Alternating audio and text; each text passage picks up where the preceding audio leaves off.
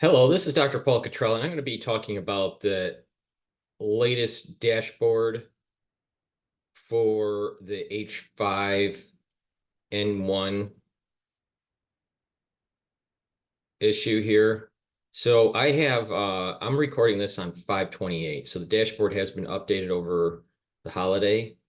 But before we go over that, what I'd like to do is just remind the audience here to go to my store, the-studio-reykjavik.com. And there's a lot of things that you can get. For free, I have uploaded the PDF files for the 2020 crisis and, also some other stuff like cancer, about viruses, about, you know, um, other pathogens, some key information I think that you should read. In addition, to help support my work, you can also donate at the bottom of my homepage. You can donate through Stripe, PayPal, and Buy Me a Coffee. Just click the button here and it'll take you to a page for you to donate. In addition, I have these classes that you can purchase, a pulmonology class and an immunology class. So to purchase that, you just go to classes under store and you can click. For $50, you get a lot of information on pulmonology. Listed here are the topics. Each one is a separate lecture. There's 22 lectures in the pulmonology with PDFs and a video. With the immunology, this is going to be starting, the courses will be released on June 3rd, so you can pre-order. And there are 16 classes with PDFs and videos. So you'll learn a lot about immunology. It's a pretty interesting topic. So please go to the store and purchase the lectures on pulmonology and immunology. Now, I also have ebooks that you can purchase to help support my work. I have 8 ebooks. Some of it's on finance, some of it's on genomic revolution, some of it's on artificial intelligence and some of the problems with it. I have a book on endocrinology and then on chaos theory. Now, I also have supplements. I have structural nanosilver supplements. You can get toothpaste, you can get liquids and soaps and gels, lozenges, drops, and multivitamins and probiotics. I have an applicator that you would use if you purchase one of the liquids.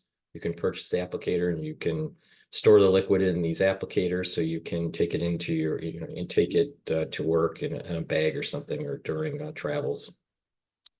In addition, I have C60, a very strong antioxidant. I have it in a 2-ounce, a 4-ounce, 8-ounce configuration. I have it in extra virgin olive oil, coconut oil, the MCT coconut oil, and the avocado oil. So extra virgin olive oil, avocado oil, and coconut oil. Boomer products. I have a lot of different Boomer products.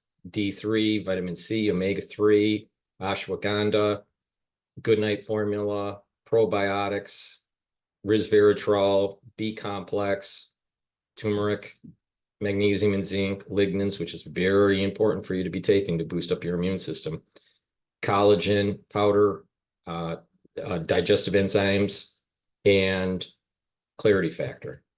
In addition, I also have the all natural deodorants for males and females. You can get in citrus or in peppermint, lavender, and tea tree. It's a very high quality deodorant. It's made from essential oils from the Himalayas. And I also have a even better bar that will help with skincare. It'll help to heal wounds. It'll help to heal minor burns, abrasions. It will also reduce muscle pain, bug bite, itch, rashes. So apply the bar on that. If you don't have anything wrong with your skin and you just want to keep your skin healthy, apply the bar on your skin every day. And you'll notice that your skin is much smoother and has a kind of a shine to the skin. So it's a very high quality bar. So please go to the store, the-studio-reykjavik.com. And lastly, I have curated these anti-aging boxes. What these boxes are for individuals that would like to go and do like a one-click and just get a bunch of products. You know, like in this anti-aging advanced box, it's Max 35, which is the structural nanosilver liquid. You get a C60, 2 ounce. You get D3. You get vitamin C and magnesium. You get toothpaste. You get a deodorant and probiotic, and you can pick which deodorant you want and which C60 you want. So, you know, this is a great way for you to start on your journey to slowing down the aging process, improving your cellular health, and boosting up your immune system. So take a look at the different boxes that I have. I also have a skincare line here, which is for beginners and advanced. So I have a lot of different boxes here. So take a look at them to improve your health and to boost up your immune system. With that said, I'd like to go to the H5N1. But before I go to the H5N1, let me just remind the audience, for the ones that don't know, the protocol is basically structural nanosilver liquids. You take a teaspoon of it a day, either Max 35, the 14, or the structural solution. Take that, a teaspoon of it a day. If you're not feeling well, take a tablespoon of it a day. The other part of the protocol is C60. Take a teaspoon of it a day. It's a very strong antioxidant. The structural nanosilver liquid will neutralize pathogens. This will soak up those free radicals. And then you want to take D3, omega-3. This D3 will help to do the apoptosis of an infected cell and help with gene expression, proper gene expression. Omega-3 will help with your lipid profile and prevent the red blood cells from sticking. Ashwagandha is important for the protocol to control the blood glucose levels and to reduce inflammation in the cardiovascular system. Turmeric is an antioxidant, but also anti-inflammatory. And you want to take lignans to boost up your immune system. And the digestive enzyme complex will help not only to digest carbs, proteins, and lipids, but it has proteolytic and fibrolytic capability. All right. So it'll help to reduce clots, and in addition, it'll help to break down certain types of proteins. So if you just follow that protocol that I just mentioned here, then, you know, they'll take you a long way to improving your health, on top of adding some other things to it. So with that said, let me talk about the CDC and their dashboard on the H5N1 and the cases. Okay, we have 3 cases this is based on the United States. We have 3 cases in the United States. All right. 2 of them are from this year. 1 of those cases is from 2022. All right. And the cases that are happening this year were coming from dairy cows, and there were conjunctivitis cases. All right. I believe 1 was from Texas. The first one was from Texas. The second one was from Michigan. I'm not sure where the 1 case in 2022. I would have to look into it. Now, the birds detected hasn't really been updated. The wild birds being detected. So right now there are 9,352 birds that have been detected to have this H5N1 version. All right. Now the counties affected are 1,144. Okay. But the key here again is that if you go over each of these counties, a lot of them are like 1, 2, this is a 7, here's an 18, there's a 1, there's a 4. You know, some of these, there's a 25. a 4. You know, some of them are just a few in the county. Some of them have many. You know, that one had 10. In Michigan, there's 1. There's 30 there. There's a 10. You know, so it just depends on the area. Okay, there's a 2, there's a 1. So some of them there are many, and some of there is just 1 or 2 in a county. So just keep that in mind. Now, so there's not a big update for wild birds. Now, the poultry has been updated a little bit, and we have 1,144 outbreaks. Now, the way this is reported on this dashboard is that you have a flock size. Okay, so like for example here in Colorado, this county here has 6,188,840 poultry in the flock. You know, that's the flock size, the total flock size. And within that flock size, there are 10 outbreaks. All right. But they don't really say how many birds actually, you know, are truly, really affected. I mean, the way this is kind of written, it's this 6,188,000 is potential affected, but they're not really affected because there's only 10. There's only really there's an outbreak, but there's, you know, so, and there's biosafety within these farms. A lot of people don't realize this, that some of the more of the commercial farms, they have different buildings, and the flocks are divided up. And so there's biosafety between the flocks, especially for the larger. Now, some of these flock sizes are, you know, small little farms or maybe even hobbyists. This flock size is 9, and there's 1 outbreak. All right. So, you know, it would be much nicer if they basically said, okay, here's the flock size, and these are the number of animals that were actually tested positive for this H5N1 version, this HPAI version. Okay. But they don't do that. They just tell you the outbreak and the size of the flocks. All right. So in some cases, you know, you're only talking about a very small flock size with 1 outbreak. Here's 1,600 flock size with 1 outbreak. Right. So the outbreak versus the flock size is relatively small, but what could happen is that outbreak could spread to within that flock, and affect them drastically. So there's an increased probability, if the outbreaks start to increase, that there's going to be a culling of the actual poultry, which would increase the prices of chicken and turkey in the United States. Now, if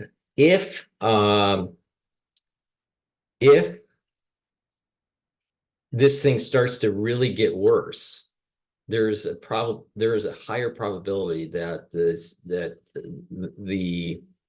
I guess it's the FDA. Maybe there's another agency within the farming community that actually controls this kind of thing, but that there may be, forcing these in the future. They may be forcing some of these farms to not just cull some of their flock, but, you know, these mass inoculations on their farm may be,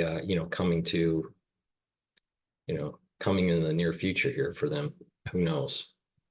All right. Now, what is starting to become more of an update here is the dairy cows. All right.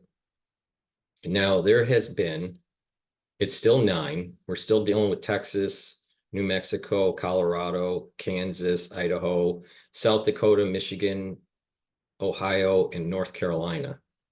But like I said in the previous video, a lot of the uptick for the the cows being affected were Michigan and Idaho. All right. But now what's happening, it's Colorado and South Dakota. So it was Michigan and Idaho where many days there was an uptick with the cows. All right. Because when I started covering this, I think it was at a just under 45 or something like that. Maybe it was 47, I don't remember. But now it's at 63. So at for several days, the uptick was because of Michigan and Idaho, primarily. Now it's South Dakota and Colorado. Okay, so something's going on with the cows between Michigan, Idaho, South Dakota, and Colorado. All right, now if we go here, now we're at 63. We're at 63 cows that have been detected, and you know it's still in 9 states. So it's basically been stable with the number of states. It hasn't been spreading around the states. The number of birds that have been actually detected have been stable, but the data may be lagging because the last time they published was on the 14th. And the poultry number is somewhat stable since the 23rd. Okay. Now, maybe that's because they're having a problem getting information from the farms or whatever. I don't know. But right now, the outbreak, at least within the poultry, the outbreaks have been stable at 1,144 across the country. And when you have an outbreak within a flock, then there's the potentiality of additional poultry being affected. So what we need to look at for the way this dashboard is, I prefer it to be more granular. I would like to know how many birds have been how many poultry have been detected with it. It's not this number. That's the flock size. That's not the total number of birds that actually have tested positive. They don't know how many birds that actually tested positive because they're just sampling it. So I prefer to have an actual number of birds testing positive instead of just saying what's the outbreak, because the outbreak could be one case, right? I just find it just the way they do this seems to be misleading, unfortunately. Like here, you have just one outbreak that could affect 4,100 birds, but it seems to me there's only one bird within that flock that has been tested positive. But that's left for interpretation. We don't really know how many birds within that. It's not all of the birds, but we don't really know. There's only one outbreak. But the way they write this, the way I interpret this is potentially just one bird, right? Right here is 30. There's 30 in the flock, but just one bird. There's 20 in the flock, but just one bird because it's just one outbreak. Here, 60,500, and it's just one bird. But there's the potential because of this one bird that other of the poultry could be affected. This one, okay, you have a flock size of 20 and you have 2 outbreaks. Well, that's two birds, right? But it could get worse over time. This is the point I'm making here. It's just that I think the number of outbreaks is just kind of, it's somewhat misleading. I don't like the way that they write that. If I was doing it, I would do it a little differently. I would state actually very clearly, not outbreaks, but actually tested positive.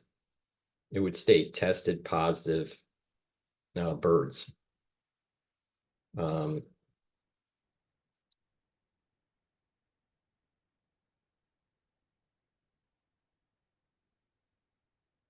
Okay. Counties have been reporting bird flu outbreaks are marked in purple. Okay, so these are the outbreaks, but it's like they really don't tell you how many birds within the outbreak. That's the problem. You could have you can have an outbreak and it's just one bird, or you can have an outbreak and it could be 10 birds. So, it just, you get a flock size. So the flock size, the potential, the outbreak is the incident that took place, but it doesn't really tell you the severity of the incident. That's the problem. I don't like the way they say outbreaks. So it's being very misleading here. Well, what exactly this means. Okay. Because at the very minimum, each outbreak is one bird, but there's more than just one bird that's affected. So, but it's not 92 million that have tested positive for H5N1. So it's somewhere in between this. What is it?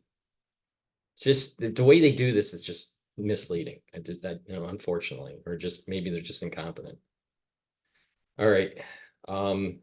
So in a nutshell here, there's no new detection of wild birds.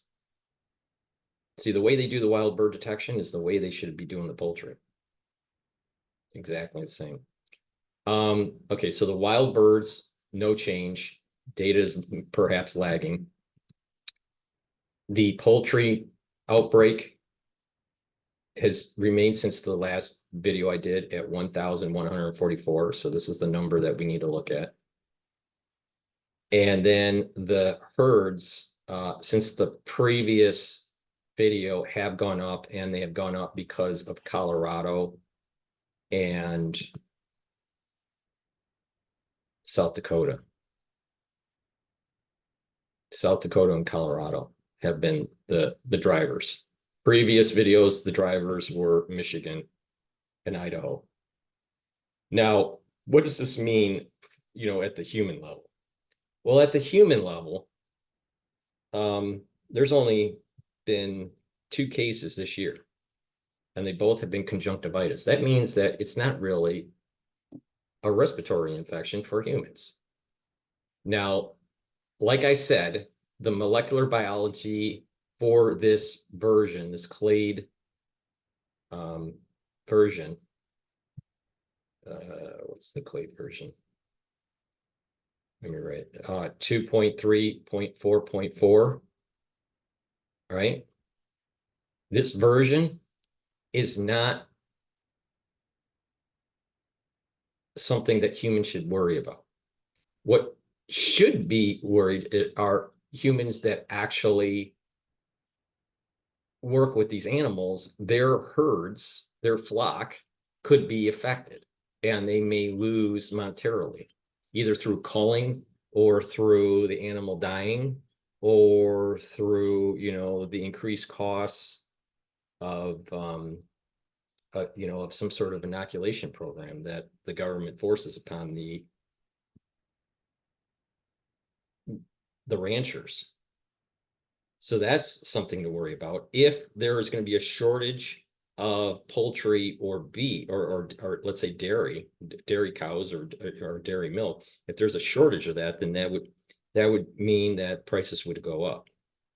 Now, because the dairy cows are somewhat limited to, them being affected, and it's somewhat minor, and their milk down is less when they're sick, the probability of this being a long-term serious dairy cow supply or milk supply issue, I think, is low, very, very low.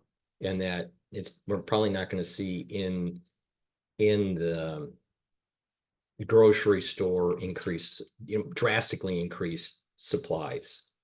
I'm a little bit worried about the poultry because they're not really given enough data on like how many birds actually were detected. They're telling us the outbreak, but they're not really telling us how many birds were actually detected. And that if a culling does take place, then massive cullings that are taking place, then poultry, chicken, potentially even turkeys will end up being more expensive. Egg production would go down, and eggs might also be more expensive. That's only if there is going to be a massive culling of the flock. No new detection in wild birds. Okay, so what does this all mean? This means that the wild birds aren't really transmitting the disease that efficiently to the cows, because there's only 63 cows and only in 9 states. And they're not transmitting to the poultry that efficiently, because there's only 1,144 outbreaks. It could be a lot worse. It could be in the tens of thousands if the transmission was very strong from wild birds to the poultry or to the dairy cows. So that transmission is poor for the H5N1. Now, this H5N1 has mutations in the replicase complex, which involves 4 proteins. But when they do samples, different proteins have a certain percentage more of mutation versus other samples. But there is an average that takes place. And when you look at all the samples, what you'll start to notice is that there is a dominant mutation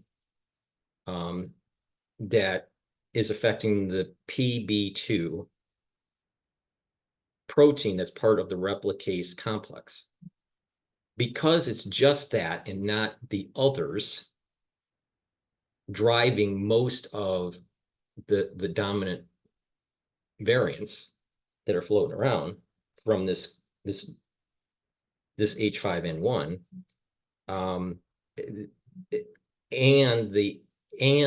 that the NA protein is not truncated, it's not worrisome for humans. For it to be more effective for humans, especially turning into a respiratory, it's going to have a truncated NA protein, which this version of H5N1 does not have. And it's going to have a more robust mutations, in all 4 proteins for the replication complex, which it doesn't have. It's primarily the PB2. There are some mutations in the other 3, depending on the samples. But when you look at the different samples, a different protein within that complex may be, more prevalent for mutation than, let's say, PB2. But when you look at the aggregate of the samples, there seems to be a convergence of mutation, primarily for the PB2 as a main driver. But that replication complex, those replication complex mutations are going to have to be more robust to be able to be more, to allow for this to be a problem for humans. Now, why is the replication complex so important? It helps for the virus to actually replicate. Why is the NA protein so important? It allows for the infectivity. So the infectivity for humans is low, and the replication complex is poorly mutated for humans to have severe pathologies if contracting H5N1. So I'm not worried about it. Okay. Now, if we look at it from just wild birds to poultry, or wild birds to cattle, or even poultry to cattle, that transmission mechanism isn't really that good. It's very poor between wild birds and humans, and poultry to humans, and cows to humans. All right. But even with wild birds to poultry to cows, or wild birds to cows, that transmission is better than to humans. But these wild bird transmission to poultry or to dairy cows is just not that efficient. It's not, even though they're using the world's highly pathogenic, right? It's just not. We're already, I think this data was starting to get compiled in April. All right, so we have 2 months of data, and there's not really that much of a tick up in the dairy or in the poultry. It's somewhat muted, so I'm not too worried about that. Now there is this situation that we need to think about here. This seems to be zoonotic. Okay. It seems to be zoonotic. No one knows for sure, but it seems to be zoonotic. Why? Because supercharged stuff that have been manipulated in the lab would, if that was leaked, or if that on accident or on purpose, if that happened, that supercharge would have the signature of the NA protein to be truncated, which this does not have. And the replicase complex would be more robust with these different mutations for the 4 proteins for the complex, which this does not have. So it seems as though it's zoonosis. Now, what can happen is that something could be using this as a means, as a cover, like a smoke screen, to allow for a release of something much more robust with the replicase and or with the truncation of the NA protein. If that does happen, then that makes this whole situation more problematic. And that then the point that I'm making here is you can take a zoonosis event and make it seem that through mutation that a more serious thing happens, but fly underneath the term zoonosis, even though that the second phase of this was actually a release. So the point here is that you can have zoonosis and you can have a version that is similar in the laboratory that has more function, replication, mutations for that complex I'm talking about, that 4 protein complex, or mutations on the NA protein for truncation.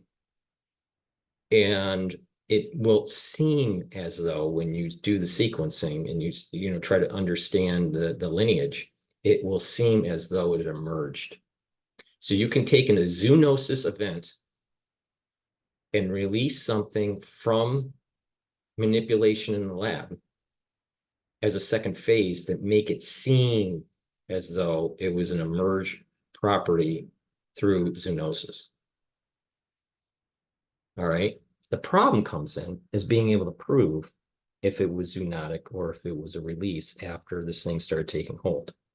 Now, it just depends on, how close they are to the actual zoonosis. Now, there's a lot of ways to do this. All right. Now, I can't say that there's proof of this, but I'm just saying this is how it can be done.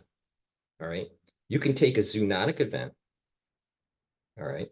Or even something that is very benign that has been studied and release it into the wild and just let it take hold. Okay. So it could have been a natural zoonosis event, or it could have been a zoonosis strain that is targetedly released within certain states. Okay. Now, I'm not saying this is what happened. I'm just saying this is how it can happen. All right. And from there, you let it just simmer. And it's not gonna, it's not gonna do too much damage because it's really a zoonosis strain that was targetedly released within certain states.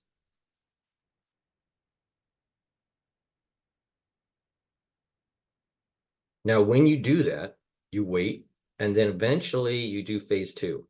Phase 2 is in the laboratory. You've taken this zoonosis strain and you've mutated it in such a way to have the certain mutations for the replicase complex and or the NA protein truncation. And then you release. in the states where there are outbreaks from the zoonosis, quote, zoonosis strain. Okay. Now, I'm not saying that's what happened. That's just how biowarfare can work.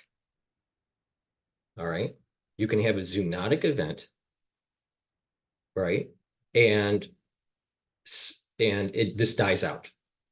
You can have a zoonotic event, and there's a mutation naturally within the zoonosis that makes this more problematic for the livestock. Could it emerge for human, infectivity? Yes, but most likely not. Then you can have the situation where you have a zoonotic event and then a phase 2 where it's lab manipulated to such an extent that could harm more poultry, more cows, or even humans. That's the point I'm making. And there's 2 ways that can happen. It could be that the zoonosis, well, the market's open. So it could be that the zoonosis is version is taken out, studied, and manipulated, and then re-released with higher infectivity for livestock and or for humans. Or it could have been that they have a version of it already that's very similar, that has been already been manipulated, and then for phase 2 released. Okay, so there's a lot of different ways. The point here is that you can take a zoonotic strain and release it and see in certain areas of the country how it takes hold, and have a phase 2 where you're releasing a version that's from lab manipulation that has very close lineage. And when you find this in the real world, all right, you see the zoonosis strain, and you also, it seems as though there's a connected lineage, and you can't prove very easily that it was lab manipulated. All right. So, but there are some signatures, if they're using restrictive enzymes or using, certain tags for, CRISPR or that, there are PAM sequences that are common, but PAM sequences can also be customized. So, it's getting to the point where there's so much customization in biotech that sometimes you don't see the signature. But many times, if you're looking at the right location, you may see where that cut and paste area happened, based on certain types of enzymes that can do the splicing. But for that you have to look into, a little bit more in depth. But on the surface, if you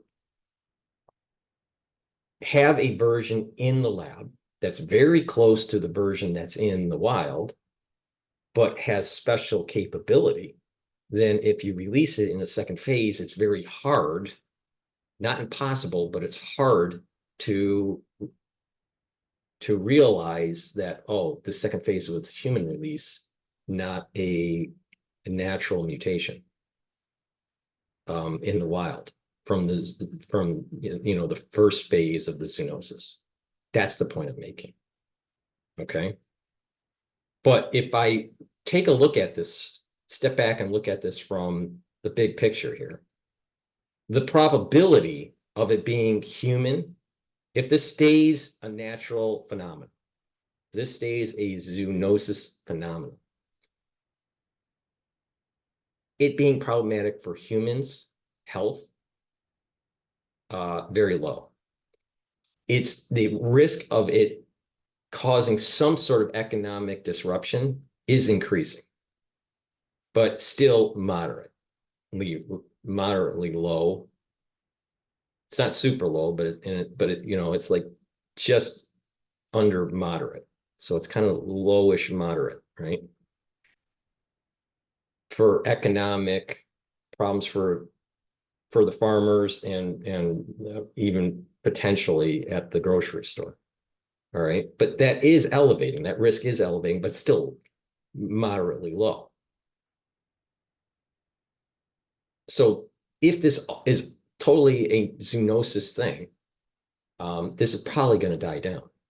But it could be a zoonosis thing that someone takes advantage of and uses a phase two where something more problematic hurts the livestock and or humans through the mutation of the replication complex proteins, the 4 replication complex proteins, and the NA protein truncation. And that all could happen in a natural environment.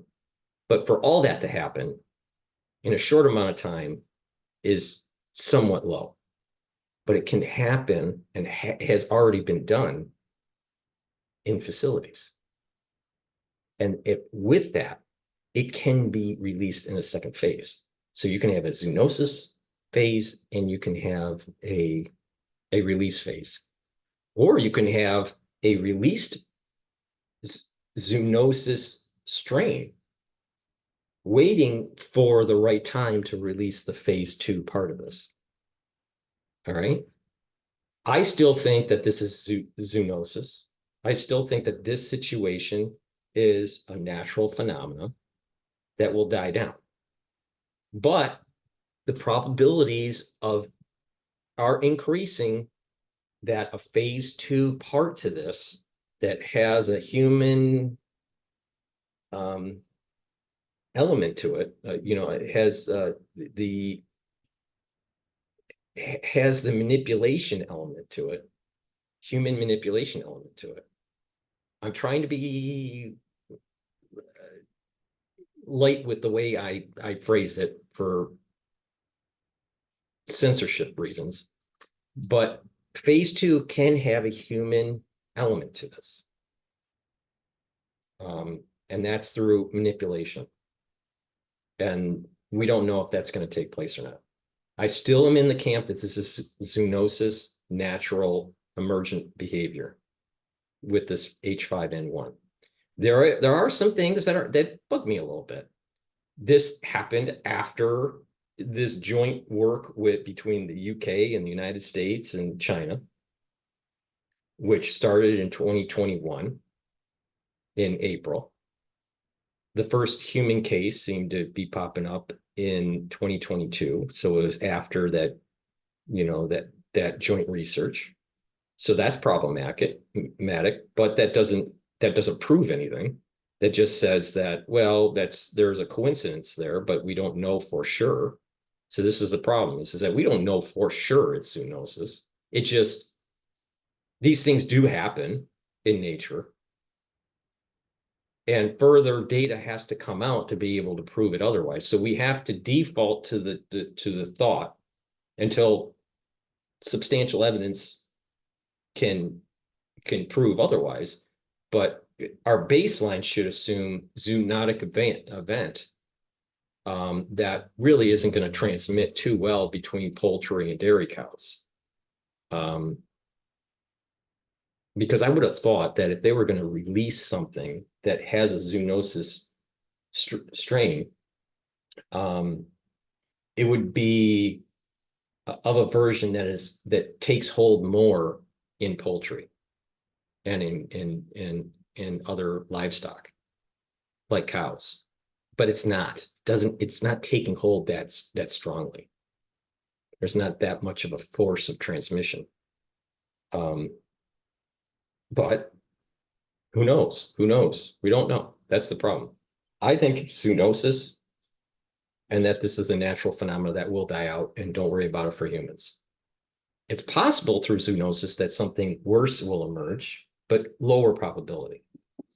It is becoming concerning to me that will there be a second phase that is that where there's some sort of release of a strain that is close to what is out there that has all this other capability with the replicase mutations and with the NA truncation.